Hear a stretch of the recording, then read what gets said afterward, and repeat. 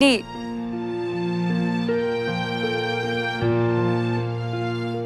হলো? না কিছু না।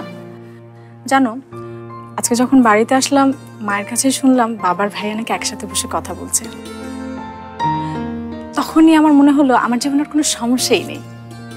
সমস্যা নেই তাতে কি, রাশেদ সাহেব তো আছে। ধ্যাৎ, তোমার খালি একই কথা। তো আর কি কথা বলবো? ভাইয়ার কথা বলো, আমাদের কেমন লাগছে সে কথা বলো। শত হলেও তুমি এই বাড়ির বউ হতে যাচ্ছ।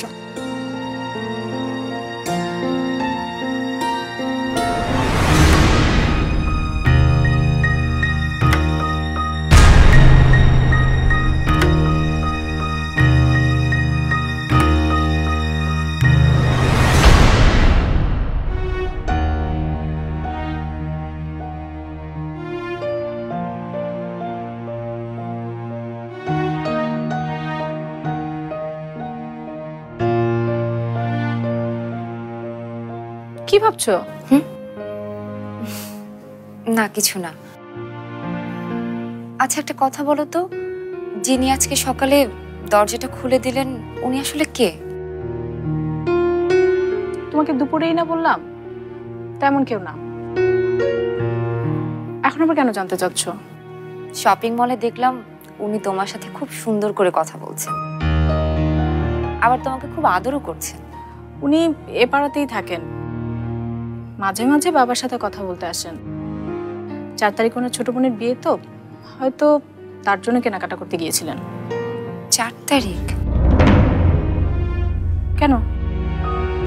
এত চিন্তা করার কিছু নাই বাবা, ওনার ছোট বোন ওর খুব ভালো বন্ধু।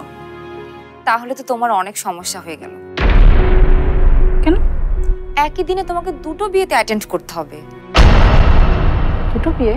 হ্যাঁ, আমার আর রুমির বিয়েটাও তো 4 তারিখে।